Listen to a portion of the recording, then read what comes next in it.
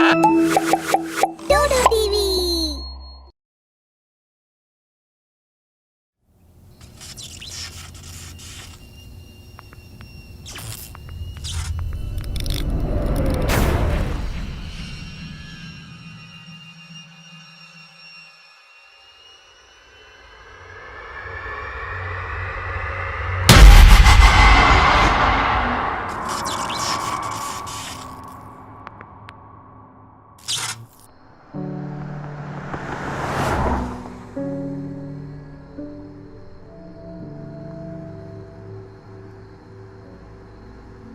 लग जाओ गले कि फिर ये हंसी रात हो ना हो।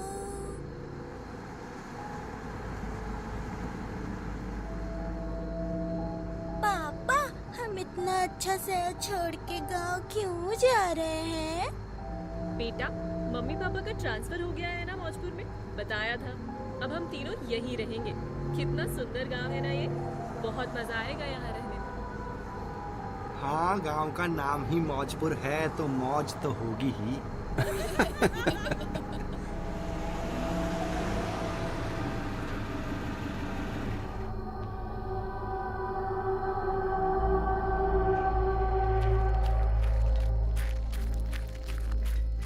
अरे मारा सरकार, आप आए बाहर आई। अरे बाहर नहीं, बाहर कंजर आदमी। Darling, I love you. सुंदर, गाड़ी से सामान निकाल लो सारा और कुछ बढ़िया खाने का इंतजाम करो, बड़ी भूख लगी है। कितना बड़ा घर है, वाव। पुराना भी है, शायद बहुत दिनों से कोई आया नहीं है यहाँ। बस एक कोई बात हम कहेंगे कि स्टोर रूम में ना जाए कोई भी, शापित है वो, उनको ना खोली कभी।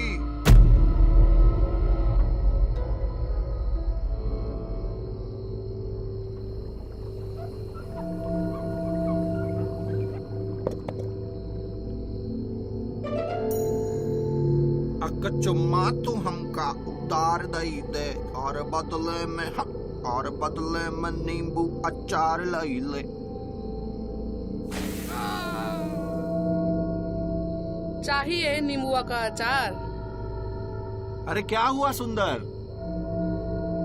कचु नहीं सरकार, चूहा चढ़ गया था पैर पे। चूहे से डर गए।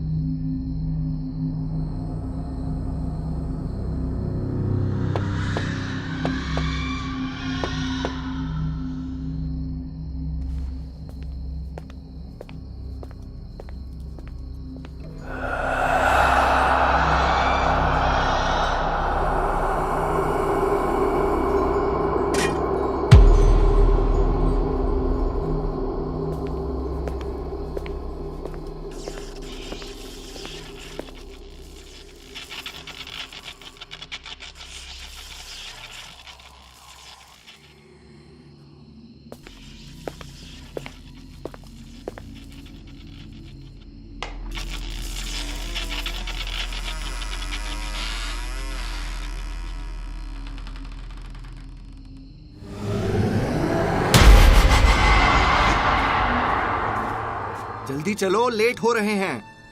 हाँ, चल रही हूँ। रूही को बाय तो बोल देती हूँ। रूही बेटा, कहाँ हो तुम? रात इतनी तेज आंधी आई, सब बिखर गया, पूरा घर कबाड़ बन गया है। सुंदर, घर ठीक से साफ करना। बाय मम्मी, बाय पापा।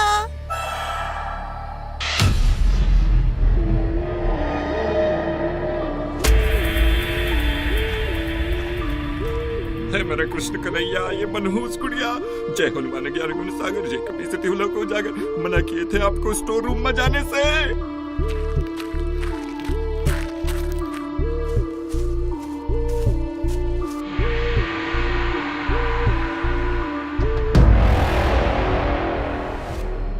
मना किए थे आपको स्टोर रूम में जाने का।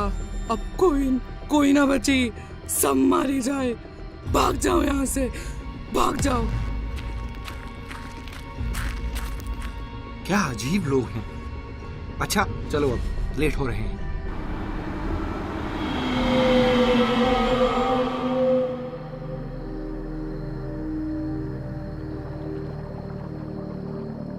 इंतहा हो गई इंतजार की, आई ना कुछ खबर रोटी अचार की।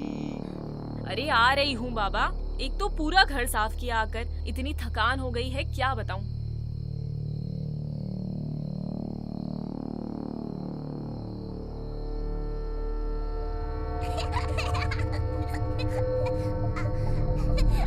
रूही चलो खाना खाओ, डॉल को अलग रख दो।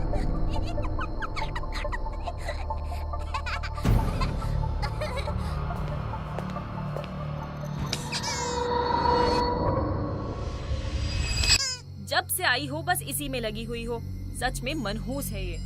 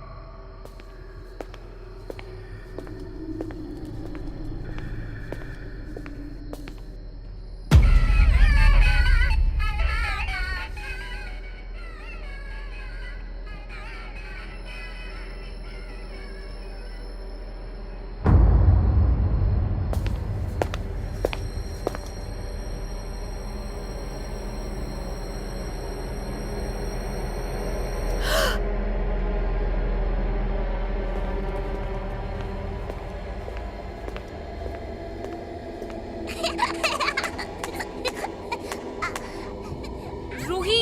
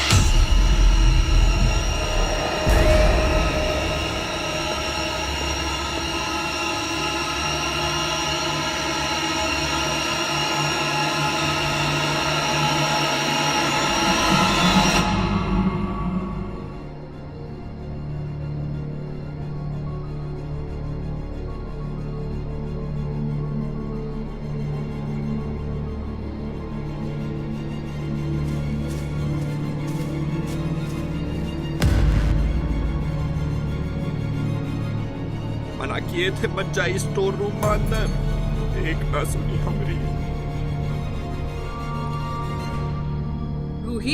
रूही बेटा उठो।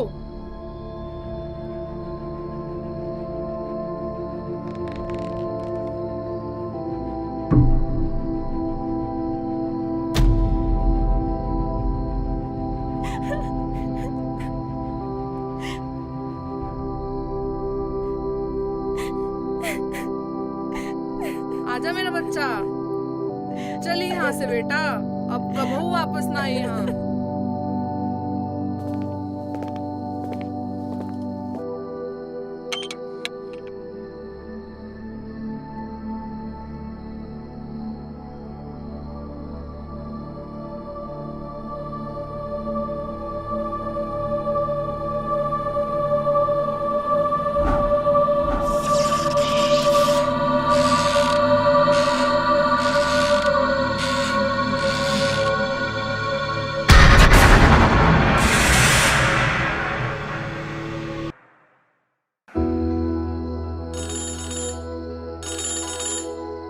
हाँ, मैं अभी आ रहा हूँ। तुम कहीं जाना मत, वहीं रहना, बस 10 मिनट में पहुँच गया मैं। चाबी कहाँ है? चाबी कहाँ है? कान में डाली हो क्या चाबी? अब कैसे जाएं? लीजिए, ये रही चाबी। अरे सुनिए, कहाँ जा रहे हो? कहाँ जा रहे हो? मयंक बिना कुछ बोले गाड़ी लेकर चला जाता है।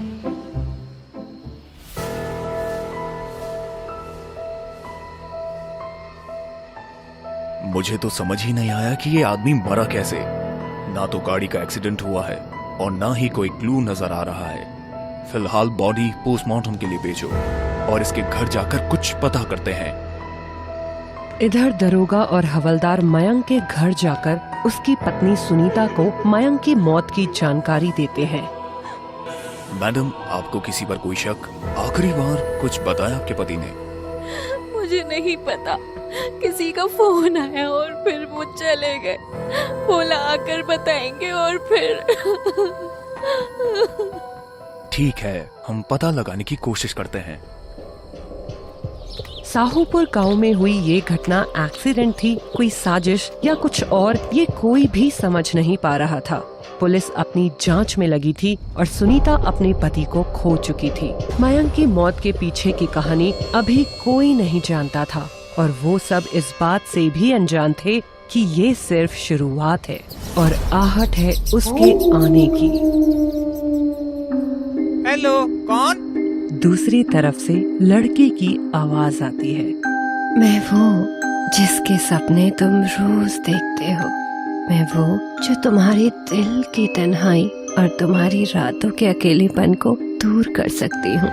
मुझसे मिलना चाहते हो तो तुरंत चले आओ। मैं आ रहा हूँ। जिसकी आवाज इतनी खूबसूरत हो, उसे देखने के लिए तो मैं बेताब हुआ जा रहा हूँ।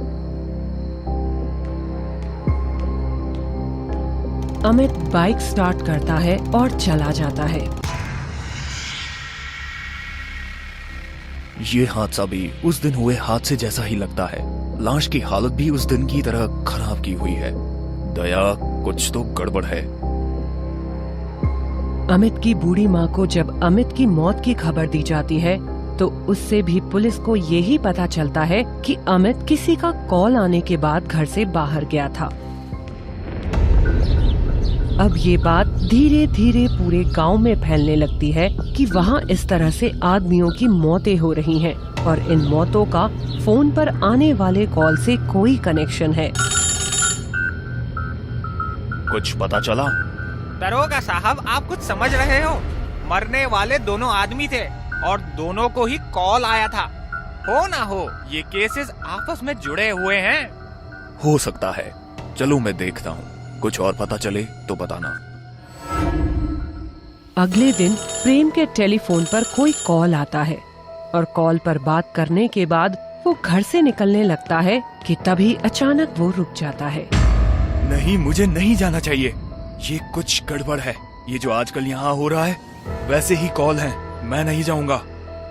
किसकी कॉल थी?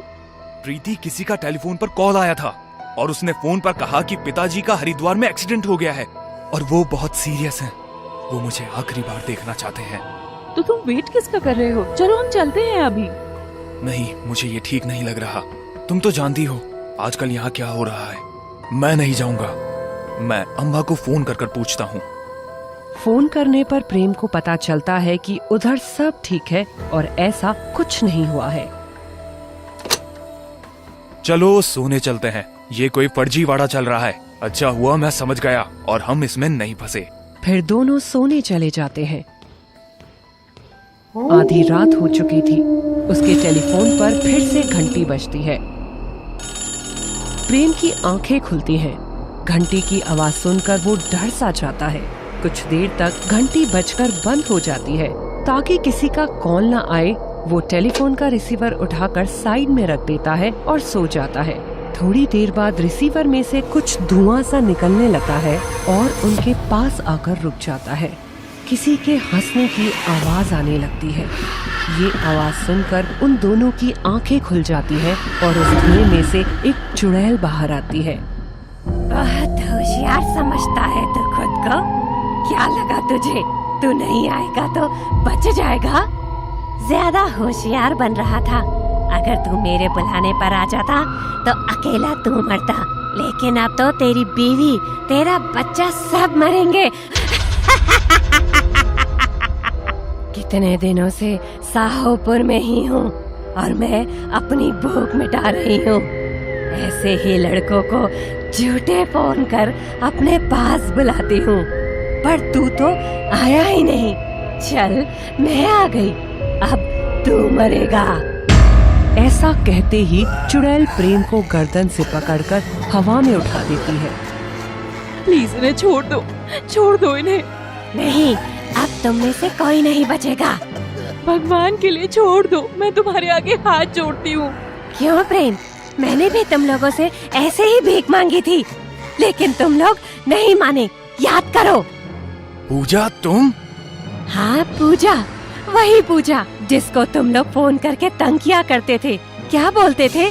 हमारा अकेलापन दूर कर दो। मैं तुमसे भीख मांगती थी कि मुझे फोन मत किया करो। तुम लोगों से तंग होकर मैंने अपनी जान दे दी। वो दो तो मर गए, अब तेरा नंबर है। प्रीति चुड़ैल को रोकने के लिए उसके पास आती है। चुड़ैल प्रीति को जोर से धक्का देती है और वो दूर जाकर गिरती है। प्रीति मंदिर के पास गिरती है। इधर चुड़ैल प्रेम को पकड़े हुए है। तू तो गया अब। वैसे तो मैं सिर्फ लड़कों को ही अपना शिकार बना रही हूँ, पर सोच रही हूँ तेरे घर आई हूँ तो फैमिली पार्टी ही कर लूँ। चुड़ैल प्रेम को मारने वाली ही होती है कि तभी प्रीति मंदिर से गंगा जल लाकर चुड़ैल पर छिड़क देती है। अरे ये क्या डाल दिया मेरे ऊपर? अरे मैं जल रही हूँ, मैं तुम्हें नहीं छोड़ूंगी। ऐसा कहते हुए चुड़ैल जलने लगती है और वहाँ से गायब हो जाती है। प्रेम अपने किए पर शर्मिंदा था और प्रीति से वो अपनी इस हरकत के लिए माफी भी मांगता है। इस घटना को हुए कुछ दिन बीत जाते हैं और सब कुछ सामान्य हो जाता है, लेकिन अचानक एक दिन फोन की घंटी बजती है। अगर अपना अकेलापन दूर करना चाहते हो, अपनी रातों को रंगीन बनाना चाहते हो, तो चले आओ मेरे पास, चले आओ। दरवाजे की घंटी बजती है। रामदास दरवाजा खोलते हैं। अरे यहाँ तो कौनू नहीं है, फिर बैल किसने बजाई? और ये फूलों गुलदस्ता किसका है? उठा के देखते हैं। रामदास फूल का गुलदस्ता उठाते हैं और गुलदस्ता हाथ में लिए एक तरफ चलने लगते हैं। पीछे से उनकी बहू और पोता आवाज लगाता है। पापा जी कहाँ जा रहे हैं? दादू दादू रुकिए दादू। पर वो रुकते नहीं है और एक तरफ चलते ही जाते हैं। उनका बहू और पोता कुछ दूर उनके पीछे भागते हैं, पर उनका ज्यादा दूर तक पीछा नहीं कर पाते हैं और वो गायब हो जाते हैं। माधोपुर गांव में ये घटना आज पहली बार नहीं हुई थी, बल्कि पिछले कुछ दिनों से इस गांव में लगभग हर रोज ही ऐसा कुछ ना कुछ हो रहा था। गांव के बुजुर्ग इसी तरह गायब होते जा रहे थे। पहले तो किसी को कुछ समझ नहीं आया, पर अब गांव के लोग इस बात को समझ गए थे कि दरवाजे पर कोई एक गुलदस्ता आता है और फिर बुजुर्ग व्यक्ति उस गुलदस्ते को जैसे ही उठाते हैं, उसके पीछे न जाने कहां चले जाते हैं। पर इस गुलदस्ते का राज क्या है, ये गांव वाले समझ नहीं पा रहे हैं। इसलिए अब उन्होंने तय किया है कि वो इस राज का पता लगा कर ही रहेंगे। अबे कल हमारे चाचा को भी गुलदस्ता मिला, वो भी न जाने कहां चले गए बे। अब इसी तरह गांव बूढ़े लोग न जाने कहां गायब हो रहे बे। हमको उन्हें ढूंढना पड़ेगा, वो जानना पड़ेगा कि आखिर ये सब के पीछे बात क्या है भैया। हाँ तुम ठीक कह रहे हो, कुछ तो बात है, वरना इस तरह से इतने कम दिनों में हमारे गांव के इतने बुजुर्ग कहाँ चले गए। हम पता करके ही रहेंगे आखिर वजह क्या है। हम सबको चौकन्ना रहना होगा, हम एक काम करते हैं, गांव में जो थोड़े बुजुर्ग बचे हैं उन्हें पंचायत भवन में ले आते हैं और फिर आसपास छिपकर हम देखते हैं कि आखिर हो क्या रहा है।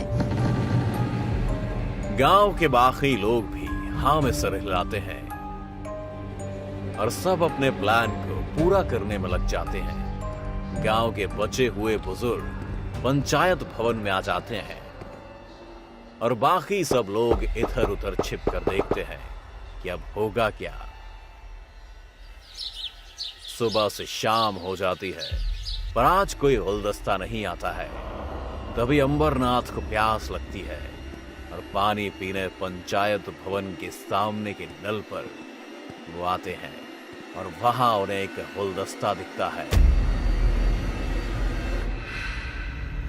गुलदस्ता उठाकर वो भी एक तरफ चलने लगते हैं। अबे वो देखो, अंबर काका कहीं जा रहे हैं, उनके हाथ में गुलदस्ता भी है। चलो सब तरफ से उनका पीछा करते हैं बे। सभी लोग ऐसा ही करते हैं। कुछ दूर जाकर सब जो देखते हैं उससे वो हैरान हो जाते हैं। अंबरनाथ जी एक पुरानी हवेली की तरफ जाते हैं और फिर उस हवेली में जाकर वो गायब हो जाते हैं और कुछ देर बाद वो हवेली खुद भी गायब हो जाती है। अरे ये कौन सी हवेली थी? कहाँ से आई और कहाँ चली गई? ये तो कुछ चक्कर लगता है। अबे यहाँ कोई भूत भूत का चक्कर लग रहा है बे। अब इससे हमको बस एक ही आदमी बचा सकता है, दिव्य दृष्टि वाले बाबा। वो लोग दिव्य दृष्टि वाले बाबा के पास पहुंचते हैं। तुम्हें आता देख जान लिया है। हमने तुम्हारे आने का कारण। समस्या मुश्किल है पर हम करेंगे निवारण। वो एक चुड़ैल है जो जवान रहना चाहती है, इसीलिए 2 दिन बाद आने वाली अमावस्या को इन सभी बुजुर्गों की बलि देना चाहती है ताकि वो हमेशा जवान और खूबसूरत रहे। बहुत ही खतरनाक है वो चुड़ैल, पर चिंता ना करो, हम हैं। हम करेंगे तुम्हारी परेशानी को दूर। चलो वहां चलो जहां तुम लोगों ने वो हवेली देखी थी। बाबा के साथ सभी लोग उस जगह पर पहुंचते हैं। अभी उस हवेली को यहां लाता हूं। मैं मंत्र पढ़ते हुए इस जादुई राख से यहाँ चारों तरफ घेरा बनाऊंगा। बाबा ऐसा ही करते हैं और एकदम धमाके से वहां हवेली आ जाती है और एक चुड़ैल भी। बाबा क्यों लाया है तू इन लोगों को यहाँ? क्या करना है तुझे? मैं जानती हूँ कि तुझे मेरा मकसद पता है, फिर तू क्यों उसे पूरा नहीं होने दे रहा? मैं कह देती हूँ मेरा मकसद पूरा नहीं हुआ, मैं किसी को जिंदा नहीं छोड़ूंगी। अभी तो बात सिर्फ इन बूढ़ों की है, पर अगर मेरा मकसद पूरा नहीं हुआ तो एक भी इंसान दिखाई नहीं देगा इस गांव में। ऐसा कुछ नहीं होगा। अब जो भी होगा तेरे साथ होगा। तू मेरा कुछ नहीं कर पाएगा बाबा। ले ये ले संभल। ऐसा कहकर चुड़ैल बाबा की तरफ अपनी शक्ति से वार करती है। बाबा बेहोश हो जाते हैं और फिर वो चुड़ैल और हवेली गायब हो जाती है। सब लोग बाबा को लेकर वहां से जाते हैं। बाबा को अगली शाम को होश आता है। चुड़ैल चुड़ैल छोड़ूंगा नहीं मैं तुझे। मैं यहाँ कैसे आया? वो हवेली, वो चुड़ैल कहाँ गई? गांव वाले बाबा को सारी बात बताते हैं। कोई बात नहीं, अगर कल वो चालाक चुड़ैल जीत गई तो क्या हुआ? आज तो उसे मरना ही होगा और किसी भी हालत में मुझे आज ये काम करना ही होगा, क्योंकि कल अमावस की रात है और जो भी करना है वो आज ही करना होगा।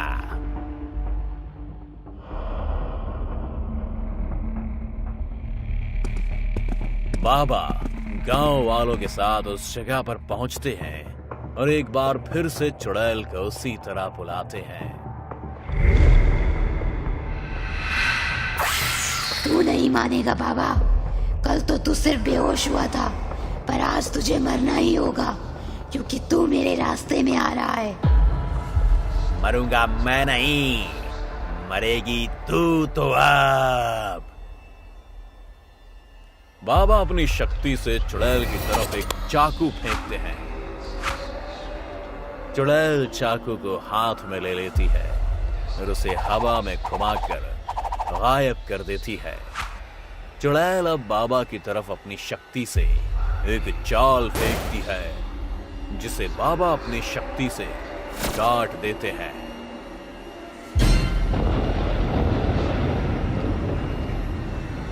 लगता है तुझे मारने के लिए मुझे अपने सबसे ताकतवर अस्त्र का इस्तेमाल करना होगा। ऐसा कहकर बाबा कुछ मंत्र पढ़ते हैं और उनके हाथ में एक तलवार आ जाती है जिसे बाबा चुड़ैल की ओर फेंकते हैं और चुड़ैल मर जाती है।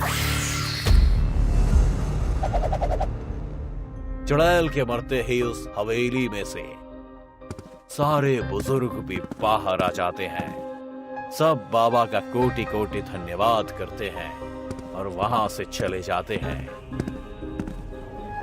और हंसी खुशी रहने लगते हैं।